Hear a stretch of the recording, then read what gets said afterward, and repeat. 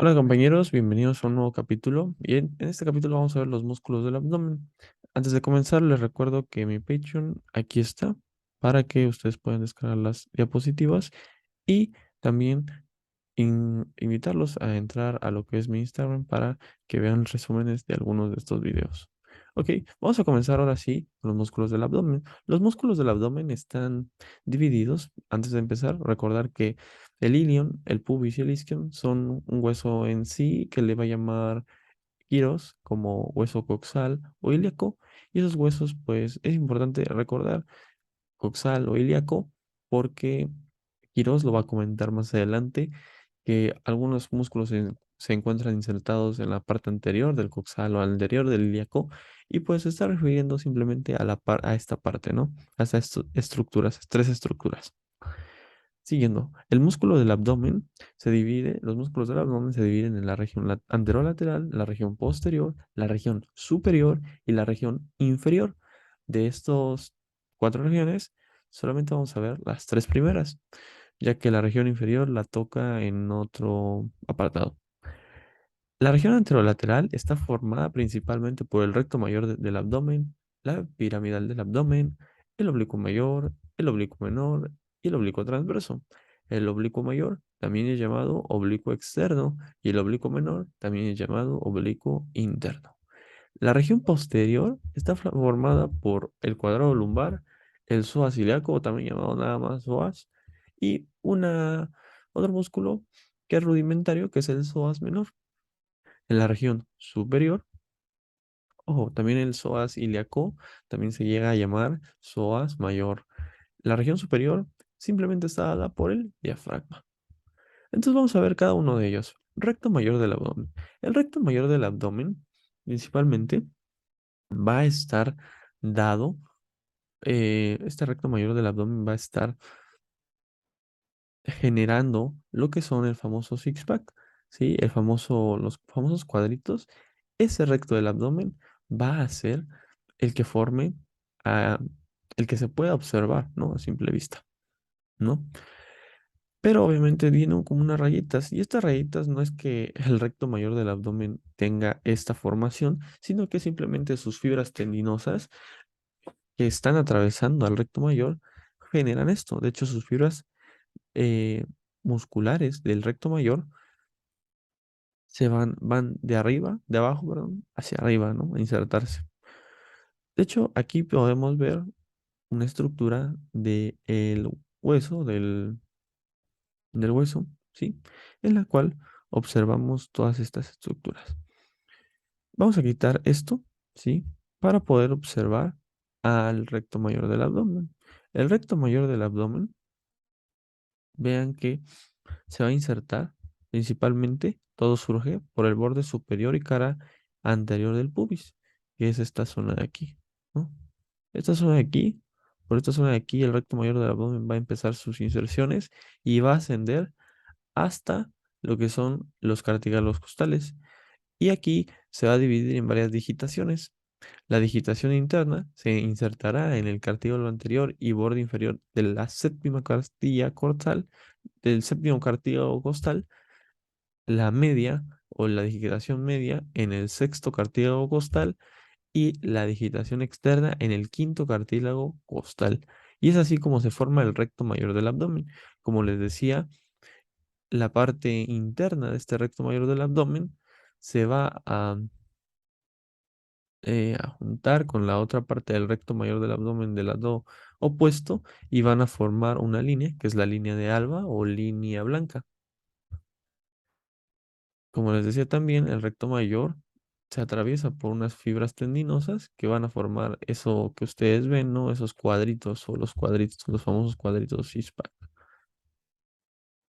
Además, todo músculo de estos que vamos a ver, pues tienen aponeurosis, ¿no? Están cubiertos de sus pequeñas fibras tendinosas que van a recubrirlos. En este caso, el recto mayor también tiene su aponeurosis recubierta y a través de esa aponeurosis va a tener contacto con sus demás estructuras. Por lo tanto, vamos a ver sus relaciones. La relación en la cara anterior va a ser principalmente pues, en el piramidal y la piel. Esto en la parte inferior, aquí. En la parte inferior va a tener contacto con el piramidal y la piel. Y su cara posterior, principalmente con la fascia transversalis o fascia transversa, el tejido subperitoneal, el peritoneo y posteriormente las vísceras abdominales. Además, la arteria epigástrica y mamaria por aquí arriba, que se van a intentar anastomosar. La inervación está dada por los 6 últimos nervios intercostales y el abdominogenital mayor, y sus principales acciones, bueno, si el pubis está fijo, la flexión del tórax va a ser sobre la pelvis. Aquí es tórax, ¿no? Con X. Y el tórax, si el tórax está fijo, pues la flexión de la pelvis sobre el tórax se dará. Es decir, aquí podemos observar una imagen en la cual, bueno, un video también, en la cual se está generando el mayor o principal movimiento de este músculo, que es mientras el tórax, perdón, mientras el pubis está fijo, ustedes pueden ver que se contrae o se flexiona el tórax sobre la pelvis. Es por eso que hay muchos ejercicios, ¿no? Para marcar, ¿no? Según ellos, el recto mayor del abdomen. Piramidal del abdomen. Este es un músculo muy pequeño que puede o no estar, comenta Quirós, y simplemente se inserta en la cara anterior de la sínfisis del pubis y en las partes de la línea blanca o línea de alba que está en la línea media.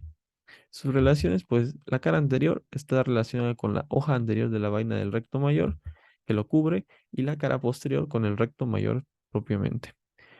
La inervación es abdominogenital mayor y su acción que se cree es para mantener la tensión de la línea blanca. El oblicuo mayor. Este oblicuo mayor sí le vamos a dar un poquito de importancia, principalmente por lo que sucede en su inserción de su aponeurosis en las partes de la zona del coxal o del ilíaco. Vean, aquí está nuestro puesto anatómico, ¿no? Nuestros músculos, perdón, nuestro esqueleto. ¿Y cuál es la inserción del oblicuo mayor? Bueno, el oblicuo mayor se va a insertar en toda esta parte, ¿no? Todas estas bases de aquí, de lo que es el coxal ilíaco. Y va, eh, eh, pero inicialmente se va a insertar en lo que es la séptima a octava última costilla, es decir, desde la quinta hasta la 12ª costilla. Y de ahí va a descender hacia lo que les comentaba el coxal ilíaco, ¿sí? ¿Dónde se va a insertar principalmente? Debajo aquí va a ser o va a finalizar su inserción, va a ser en la cresta ilíaca, en el borde anterior del coxal, es decir, en esta zona de acá, ¿sí? Y en la línea blanca. Ajá. Línea blanca, la borde anterior del hueso coxal y esta que es la cresta ilíaca. Ahí se va a insertar el oblicuo mayor. Pero obviamente nos comenta Quirós que el oblicuo mayor, su parte lateral o externas son carnosas. Cuando se refiere a carnoso es que es de parte de músculo. Y la parte interna son más de ligamentos, son, bueno, más bien son más de aponeurosis. Y entonces la parte medial del oblicuo mayor es más aponeurosis que músculo. Por lo tanto, esa aponeurosis es la que principalmente se va a insertar en lo que son el borde anterior del hueso coxal y la línea blanca. ¿Mm? Esos son la aponeurosis la que se va a insertar. Esta aponeurosis del oblicuo mayor anterior, lo que va a hacer es pasar por encima del recto mayor del abdomen que habíamos visto y cubrirlo. Entonces, es algo importante y algo a detallar que esa aponeurosis del oblicuo mayor recubre al recto mayor del abdomen, ¿sí? Como tal, entonces, cuando abrimos o tratamos de abrir la pared abdominal, ustedes van a ver primero una pequeña capita delgadita que muy probablemente es la capa de la aponeurosis del oblicuo mayor. Y ya posteriormente verían lo que es la aponeurosis propiamente del recto mayor y de ahí el recto mayor. Sus relaciones. Bueno, a través de todo esto se va a relacionar principalmente la cara anterior con la aponeurosis del mismo, o sea, con la aponeurosis del mismo oblicuo mayor. y del tejido celular y la piel. Como les decía, la aponeurosis es la que está más superficial o un poco más superficial a la piel. Y la cara posterior está relacionada con el recto anterior. Ujú. Y perdón, es recto anterior, sí, el recto anterior y el piramidal del abdomen, además del oblicuo menor y el piramidal perdón, el oblicuo menor, la 7 y 8ª última costilla, el cartílago costal y los músculos intercostales. ¿Mm? Recto anterior, recto mayor. ¿Sí? La inervación está dada por los 4 últimos nervios intercostales y abdominogenital y su acción principal es descender las costillas en el momento de la expirador y flexor y rotador del tronco de la pelvis y la compresión de las vísceras. Es este movimiento que ustedes ven, es esa descenso de las costillas, ¿sí? De un lado al otro. Y este es el movimiento de rotación y flexión, rotación, perdón, del tronco sobre la pelvis. Es lo que hace el oblicuo mayor. Pero algo interesante que sucede en el oblicuo mayor y que se comenta en Quirós es esta zona de aquí. Esta parte inferior, que es donde se está insertando en el borde anterior del hueso coxal y la línea blanca, comenta Quirós que va a bordear o va sí, a bordear, a juntar, a unirse con estructuras que pasan por esta zona de aquí. Por esta zona de aquí pasan estructuras para llegar a lo que es el muslo, que es esta zona de acá. Entonces vamos a ver, observarlo un poquito. Esta zona, oblicuo mayor del abdomen, aquí vemos la cara anterior. Vean que aquí está la tuberosidad del pubis, aquí está la sínfisis del pubis, esta es la línea media, está toda acá, la rama superior del pubis, la que veíamos, y la eminencia púbica, y más aquí arriba está la parte de la espina ilíaca anterosuperior.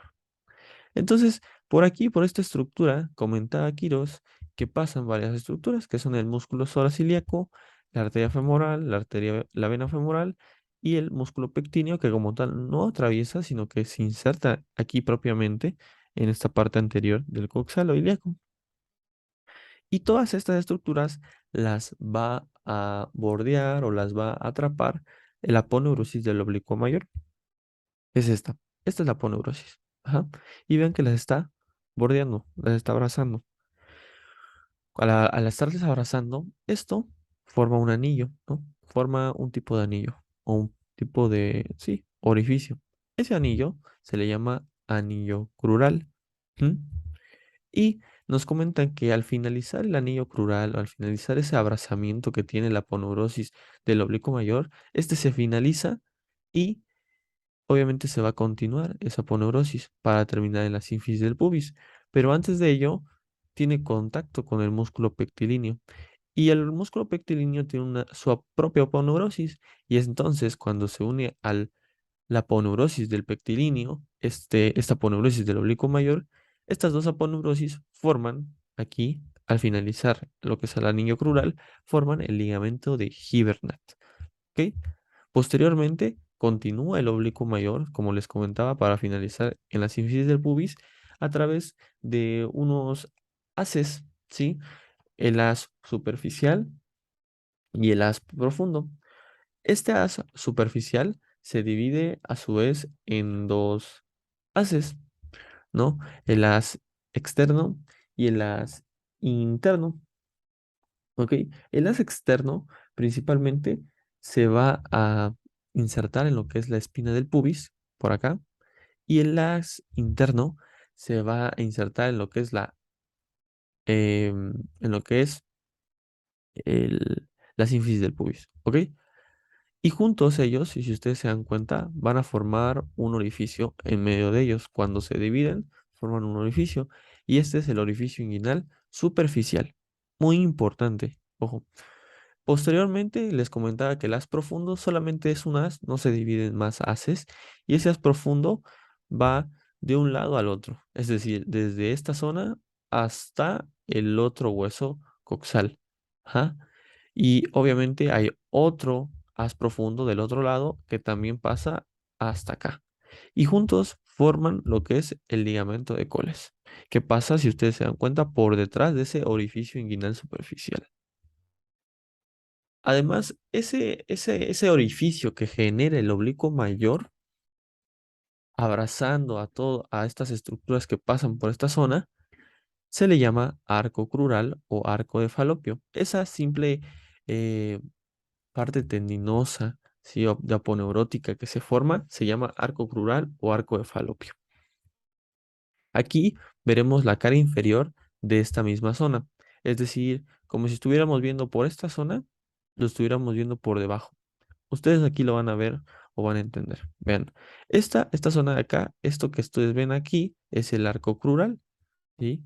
Y obviamente por el dentro del arco crural veamos el músculo psoas-ilíaco. Obviamente lo vemos de esta manera, ¿sí?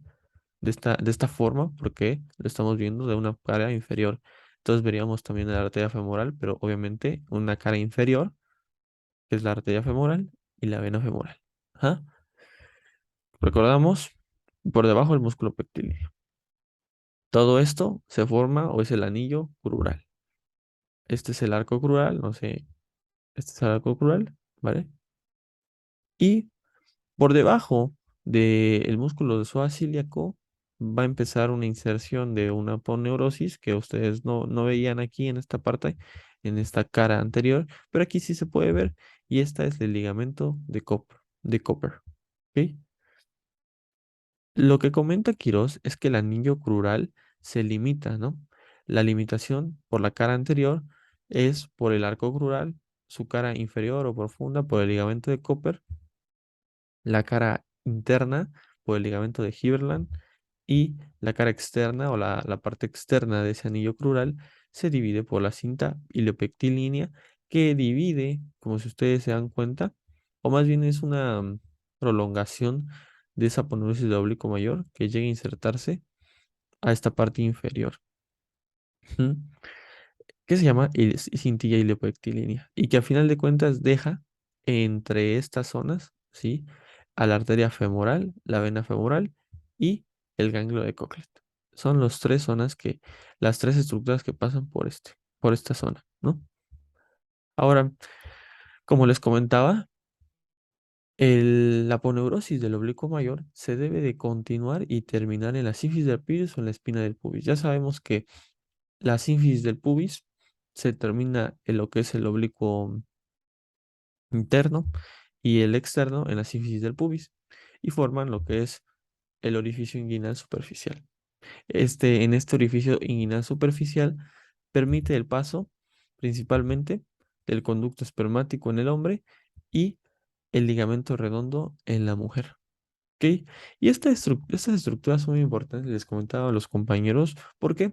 Porque va a haber algo que se llama hernias. Las hernias son patologías en las cuales por una debilidad en la pared abdominal, las asas intestinales, que son principalmente las que se protuyen, van a salir de esas zonas, en esas zonas de debilidad, y van a protuir y van a formar lo que son las hernias. Hernias que son anteriores, posteriores o inguinales o también pélvicas. Las hernias que se forman en estas zonas de aquí se llaman hernias inguinales y una que se forma por aquí es precisamente por el orificio inguinal superficial. En esta zona de aquí puede protruir una asa intestinal y formar lo que se llama una hernia inguinal indirecta. Indirecta. ¿Mm? Recordar que el nervio crural pasa adosado al músculo del psoas ilíaco y nosotros aquí lo podemos observar y también aquí. Aquí está mal la imagen, tendría que estar por abajo del anillo crural. Ahora, el oblicuo mayor, como se comentaba, sus relaciones de este oblicuo mayor, el borde posterior del oblicuo mayor va, este es el oblicuo mayor, claro, y su borde posterior, es decir, este va a formar parte de algo que se llama un triángulo de Petit, que está formado por el borde posterior del oblicuo mayor, el borde anterior del dorsal ancho y la cresta ilíaca simplemente, y forma el triángulo de Petit. Como les decía anteriormente, hay hernias, ¿sí? O cierto tipo de hernias abdominales.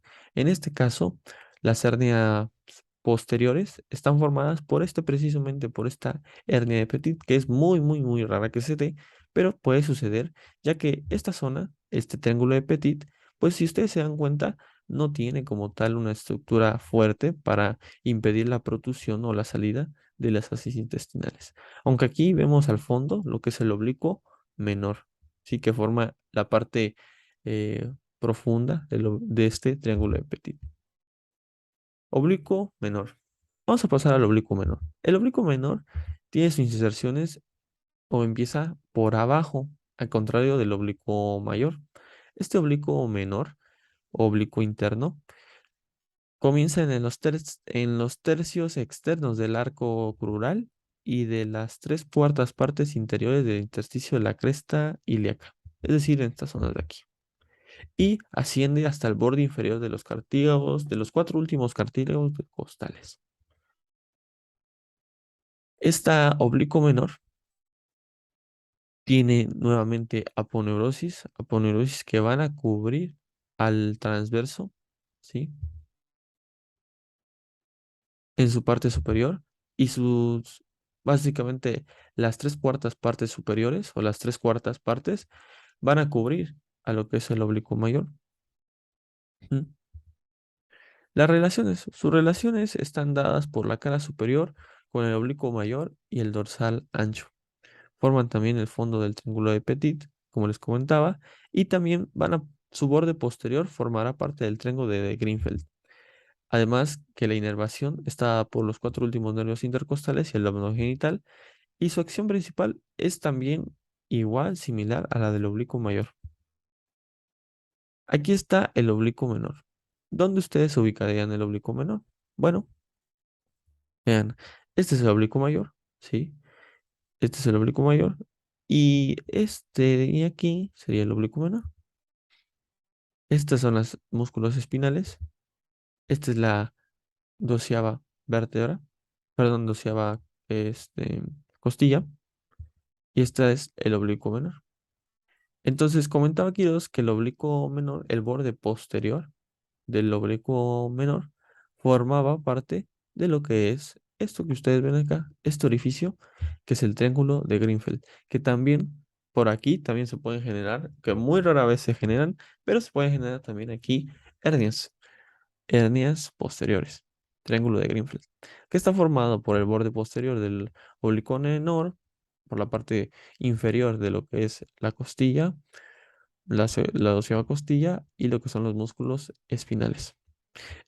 Al fondo, si ustedes ven aquí como una poneurosis, tipo poneurosis, que es la poneurosis del transverso. Así que el transverso forma parte del fondo de ese triángulo de Greenfeld. Hablando del transverso, el transverso, como tal, tiene una parte muscular o carnosa que está por la parte frontal o la parte de adelante.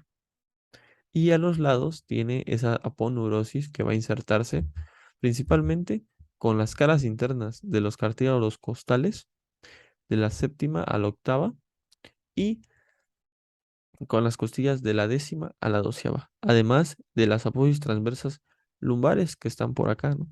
Esas apófisis transversas lumbares, además del cuarto anterior de la cresta ilíaca y del tercio externo del arco crural, o sea, por acá, ¿no? Todo esto y va a ir hacia adelante para finalizar en la línea blanca y pubis, es decir, por estas zonas de acá. Ahí termina la intersección del transverso del abdomen. ¿Cómo se vería? Pues se vería todo esto cubriendo a todo el abdomen. Obviamente el transverso del abdomen, pues, eh, como les comentaba, es el más profundo, ¿no? Por delante del transverso del abdomen, bueno, de recordar que obviamente el transverso del abdomen tiene aponeurosis y la parte superior de su aponeurosis cubre esa aponeurosis anterior del abdomen, del transverso, perdón, cubre o se divide en dos aponeurosis que van a cubrir una aponeurosis posterior a lo que es el recto mayor, recto interior, ¿sí? Y la parte inferior esa aponeurosis anterior del transverso del abdomen lo va a cubrir por la parte inferior, perdón, por la parte anterior del recto. Ahorita vamos a ver ese ejemplo. La cara externa está dada por el oblicuo menor y el oblicuo mayor, y la cara interna por el peritoneo y la fascia transversales. La inervación está dada por los cuatro últimos nervios intercostales y abdominogenital mayor, y la acción principalmente es para la comprensión de las vísceras abdominales, que ayuda en el vómito, la micción, la defecación y el vómito y el parto. Y bueno, aquí está el resumen de estas zonas. Vean que la línea arqueada, vean que aquí dice la línea arqueada. La línea arqueada es esta zona que ustedes ven acá, ¿sí? Que va a delimitar y va a ser importante, ya que no es lo mismo ver una sección por encima de la línea arqueada que una sección por debajo de la línea arqueada, ya que, vean, primero se inicia por la piel, posteriormente tenemos un tejido subcutáneo o tejido adiposo, y de ahí empiezan las aponeurosis. La primera aponeurosis que vemos no es la del recto mayor, ¿sí? O la del recto, sino que vamos a ver primero la de el oblicuo externo o el oblicuo mayor, que es esta de aquí, que esta se ve acá. De hecho, aquí está el oblicuo mayor a los lados y ven que está el oblicuo mayor. Es este, ¿no? Ahora, posteriormente, veríamos lo que es la del oblicuo interno, recubriendo esto por encima de la línea arqueada, y de ahí ya veríamos propiamente dicho la la aponeurosis del oblicuo, perdón, del recto anterior y el recto anterior, y de ahí posteriormente al recto anterior veríamos esa, esa misma aponeurosis de el oblicuo interno o el oblicuo menor, y de ahí seguiría el transverso del abdomen con su aponeurosis anterior para finalizar. De ahí seguirían el perito, bueno, la fascia transversalis, que es esta de aquí, o esta de aquí chiquita, y de ahí el peritoneo. Eso por la sección por arriba de la línea arqueada, pero por debajo de la línea arqueada vemos que no hay como tal aponeurosis en la parte posterior de este recto mayor o de este recto del abdomen, sino que todas las aponeurosis pasan por encima del recto mayor. Vean que todas estas pasan por encima o pasan por delante del recto mayor. No hay aponeurosis que pasen por debajo. Y es así como se comenta que por debajo de la línea arqueada, pues no hay aponeurosis en las caras anteriores. En las caras posteriores del recto, del recto del abdomen. Así es como quedaría, ¿no? Primero la piel, la fascia de Camber o el tejido graso que les comentaba. Hay una fascia que se llama fascia de Scarpa. Y de ahí vendría la fascia del músculo oblicuo mayor, del recto abdominal, etcétera, etcétera, etcétera, hasta pasar hasta el peritoneo. Ahora vamos a comenzar con el cuadrado lumbar, es decir, la región posterior de todas estas zonas de este abdomen. El cuadrado lumbar va a tener tres principales estructuras, ¿no? La primera es la iliocostal. La iliocostal, las fibras iliocostales del cuadrado lumbar comienzan en la parte inferior de la cresta ilíaca y del ligamento iliolumbar. Es decir, en esta zona de acá van a comenzar, van a ascender hacia lo que es el borde inferior de la costilla, de la doceava costilla, y se van a insertar. Iliocostal. Posteriormente, el ilio transversal, iliotransversas. Las ilios transversas van a iniciar nuevamente en el ilio, en el ligamento iliolumbar, y de ahí van a ir, en lugar de ir a las costillas, van a ir hacia lo que son las apófisis transversales de la vértebra lumbar 1 a la lumbar 4. Aquí yo me equivoqué, es lumbar 1 y lumbar 4. Y por último, están las fibras costotransversales, que estas costotransversas van a ir desde la doceava costilla y van a descender hasta lo que es la apófisis transversa de lo que es la L1 y L4, la lumbar es 1 y la lumbar es 4, la lumbar 4. ¿Cuáles son sus relaciones? Bueno, el cuadrado lumbar por delante principalmente está dado por la aponeurosis posterior del transverso, el psoas, el riñón y el colon. Y la parte posterior de este cuadrado lumbar tiene contacto con los músculos de los canales vertebrales. Su inervación está dada por el segundo, por el doceavo nervio intercostal y los cuatro lumbares, y la acción principalmente es, si la pelvis está fija, va a inclinar la columna lumbar, y si el tórax está fijo, va a inclinar hacia un lado este, este, este tórax. Ok. De esa manera. Psoas ilíaco, o también llamado simplemente psoas. El psoas ilíaco está formado, como su nombre lo dice, por dos fibras, que son principalmente el psoas y el ilíaco. Iniciando con el psoas está insertado en su parte superior o inicial por lo que son los cuerpos de la última vértebra dorsal, discos intervertebrales y los cuerpos vertebrales de la columna lumbar, que están en esta zona de acá. Y de ahí descienden ese psoas ilíaco hasta finalizar en el trocante menor de lo que es el fémur. Su siguiente parte, que es el ilíaco, esa parte está insertada o iniciada en lo que es la cresta ilíaca y también el ligamento iliolumbar. En toda esta zona se inserta el ilíaco y de ahí desciende hacia el troncante menor también. Sus relaciones, bueno, las relaciones de este van a depender principalmente de las zonas en las cuales estemos viendo, de inserción, claro. La parte superior o la porción lumbar por delante tiene relación con el diafragma, con el psoas menor, con el riñón, los vasos renales, los vasos espermáticos en el hombre o los uterováricos en la mujer. Y por detrás de este, pues tenemos a todas las aponeurosis vertebrales lumbares, ramos anteriores, cuadrado lumbar.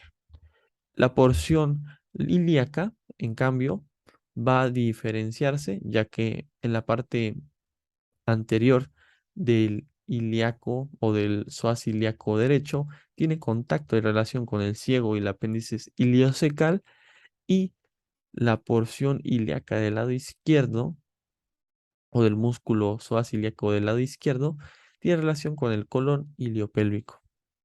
Su borde interno, ya sea del lado derecho o del izquierdo, da igual, va a tener siempre relación con la arteria ilíaca primitiva, y posteriormente esta ilíaca primitiva se divide, ¿no? En una vena ilíaca externa y por lo tanto tiene contacto con esto. Ese es el borde interno. Y el borde externo pues tiene inserción con el transverso y la arteria iliolumbar. El último porción que se tiene en relación es la porción crural, que como tal es la porción por donde pasa ese psoas ilíaco que veíamos en la anterior imagen cuando se explicaba la poneurosis del oblicuo mayor. Y esta, pues, comenta que está en contacto con la cinta iliopectilia, que básicamente lo separará de los vasos, y además que esta porción pues llevará el nervio crural en su propio músculo. El músculo como tal, después de pasar de la porción crural, va a formar parte del triángulo de Scarpa, o el fondo más bien del triángulo de Scarpa. Por dentro de esta porción crural tiene contacto con el pectilíneo y los vasos femorales, como lo veíamos en el esquemita que les mostraba anteriormente, y la cara posterior tiene contacto con la articulación coxto-femoral, que es por donde pasa ese psoas ilíaco. Su inervación está dada por las ramas y nervios colaterales del plexo lumbar, y su acción principalmente es si la inserción superior está fija, ¿sí? Si esta parte está fija, obviamente va a ser una flexión y rotación hacia afuera del muslo, ¿sí? Pero si el fémur está fijo, lo que va a hacer es jalar todo lo que es el tronco y va a generar una ligera rotación. Estos son los movimientos que puede darnos el psoas ilíaco. Vean esa rotación externa que comentaba Giros cuando la inserción es superior o se mantiene fija. ¿Mm? El psoas menor. El psoas menor es rudimentario, no le vamos a dar un poquito de importancia, puede o no estar. Se inserta en la última vértebra dorsal, termina en el miencilio pectinia. Sus relaciones por detrás está el psoas mayor, el psoas ilíaco, y por delante está las mismas estructuras que están por delante del psoas ilíaco. La inervación es por el plexo lumbar y la acción es rudimentaria y no tiene una función. Vamos a finalizar con el diafragma. El diafragma tiene dos porciones, una centrofrénico o espejo de Van Helmont y una porción carnosa que es muscular, ¿sí? Esta es fibrosa, es aponeurótica, ¿sí? Este es el centrofrénico y esta es la porción carnosa o la porción muscular. Vamos a comenzar con la del centrofrénico o del espejo de Van Helmont. Esta zona aponeurótica tiene forma de, tiene forma de trébol de tres hojas. Y ustedes dirán, bueno, ¿y dónde está el trébol de tres hojas? Bueno, aquí está. Estos tréboles de tres hojas, pues sus hojas, digámoslo así, son los lóbulos, que se dividen este centrofrénico, ¿ok? Está dividido por el centrofrénico anterior o el lóbulo anterior, el lóbulo derecho, el lóbulo izquierdo. Y ahí está nuestro famoso, nuestro famoso eh, trébol de tres hojas, ¿ok? Por detrás de este trébol de tres hojas o en la escotadura posterior, comenta Quirós, está la entrada para lo que es el esófago, ¿sí? La entrada a la abertura para lo que es la entrada del esófago. Ojo, esa es la cara superior del diafragma. Por aquí estamos viendo la salida, o más bien la entrada del esófago. Si quitáramos este diafragma, ¿sí? Podríamos ver la cavidad abdominal, podríamos ver al hígado, podríamos ver al estómago, etcétera, etcétera. Entonces estamos viéndolo por arriba, ¿ok? Parte derecha, parte izquierda. Por delante del lóbulo derecho de este diafragma tenemos una apertura o un orificio que da paso a la vena cava inferior. ¿M? Por delante de ese orificio de la vena cava inferior tenemos unas cintillas, ¿sí? Que es la cintilla semicircular inferior. Esta cintilla semicircular inferior, todo esto, ojo, es hiponeurosis, estructura de aponeurosis. Esta cintilla semicircular inferior comienza desde lo que es el borde anterior de lo que es el lóbulo derecho, pasa por delante de la vena, del orificio de la vena cava inferior y rodea hasta llegar y finalizar en el otro extremo que es el lóbulo izquierdo. Hay otra cintilla semicircular que es la cintilla semicircular superior y esta cintilla semicircular superior pasa por detrás de la vena cava inferior, comenzando por el lóbulo derecho y finaliza cortamente por la parte posterior de lo que es el lóbulo anterior. Y esa parte es la parte de la centrofrénica. ¿Mm? Ahora vamos a ver la parte carnosa del diafragma. Y la parte carnosa del diafragma se divide en tres zonas. Una porción vertebral, una porción costal y una porción external. Esto es una cara inferior. Ojo, aquí estamos viendo ahora, si nosotros quitáramos el diafragma en esta zona, nosotros veríamos al corazón por aquí y también veríamos al pulmones, los pulmones. Entonces, la porción vertebral, vamos a comenzar con la porción vertebral. La porción vertebral se divide en una parte interna y una parte externa. La parte interna, lo que principalmente contiene son los pilares. El pilar derecho, que se inserta en anterior, la cara anterior, ¿ah? que, que la cara anterior de la primera, segunda y tercera vértebra lumbar, y el pilar izquierdo, aquí un error, es pilar izquierdo, que es la cara anterior de la segunda vértebra lumbar. Y estos pilares, sí, fibrosos, linosos, van a ascender, sí, van a ascender y van a bordear o rodear un orificio, que este orificio va a permitir el paso de la aorta. La aorta obviamente va a entrar hacia lo que es la parte abdominal, o está entrando hacia la parte abdominal, la cavidad abdominal. Posteriormente va ya a estructurarse estas fibras y van a tener ya porciones carnosas, porciones de músculo que se van a entrecruzar y van después a ascender para bordear a lo que es otro orificio, que es este de aquí, que permite el paso del esófago.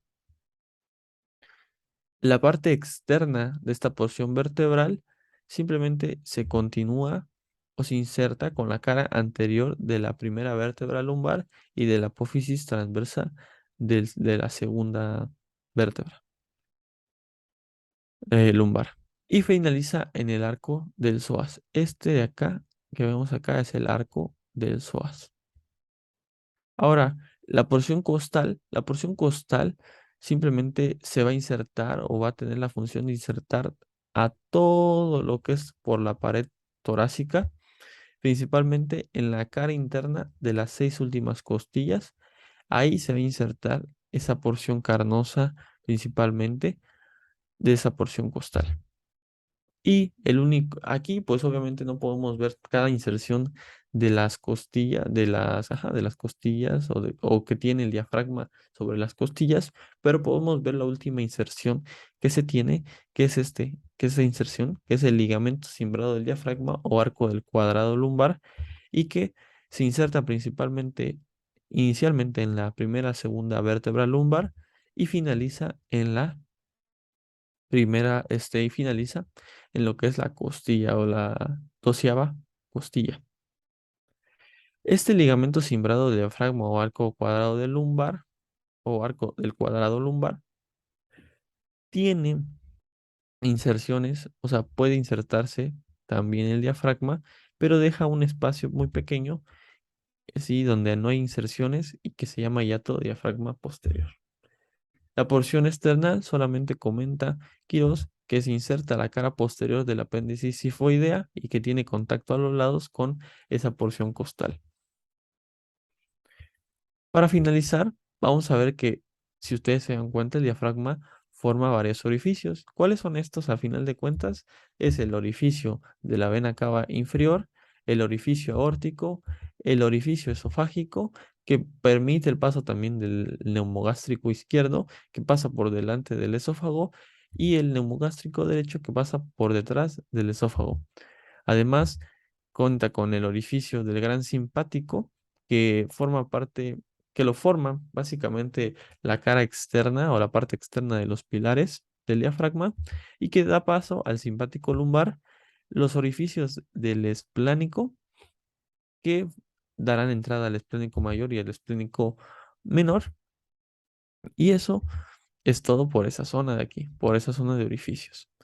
Ahora, las relaciones que tiene el diafragma. Su cara superior, aquí está el diafragma, este es el diafragma de acá. Su cara superior, pues veremos que tiene contacto con el pericardio, con el corazón, con la pleura, con las bases del pulmón. Y la parte inferior, aquí podemos ver que tiene relación con la cara superior del hígado, con la tuberosidad mayor del estómago, con la cara externa del vaso y a lo mejor con la parte de la cápsula suprarrenales, parte superior del riñón, que aquí no vemos. Por delante de los pilares diafragmáticos, que en esta parte, pues como tal no vemos, que están por aquí atrás, pues tienen contacto con el estómago, con el páncreas, ¿sí?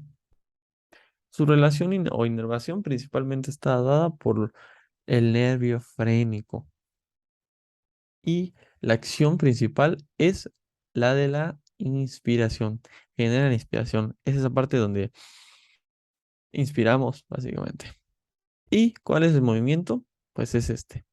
¿Qué hace a final de cuentas el diafragma? Pues aumentar el diámetro tanto vertical como anteroposterior y transverso de lo que es el diafragma en la inspiración. Recordemos algo importante que quiero que se lleven, es que la inspiración es un proceso activo, es un proceso que requiere de energía, ¿sí? Que requiere de los nervios frénicos, que requiere de impulsos nerviosos para que se contraiga el diafragma. Si ustedes se dan cuenta, en sí, las estructuras que se contraen son las partes carnosas y hacen eso, y hacen que la parte frénica descienda, ajá, descienda, y eso hace a final de cuentas que se empuje al tórax hacia afuera y genere ese aumento del diámetro anteroposterior y transverso, generando así la inspiración. Inspiración es importante ya que en esa zona, en ese momento, los pulmones se empiezan a llenar de oxígeno, se empiezan a llenar de aire. Inspiración. Pero la expiración es un proceso pasivo, es la relajación del diafragma. Es decir, deja de contraerse el diafragma, deja de que se contraigan estas fibras carnosas y obviamente esas fibras carnosas regresan a su punto inicial y se genera esta zona de acá, ¿no? La expiración. Y obviamente por la expiración, pues se hace más pequeño el diámetro del tórax y el aire pues sale a presión por los pulmones. Bueno, eso sería todo, compañeros. Muchas gracias por su atención y nos vemos en otro capítulo. Bye.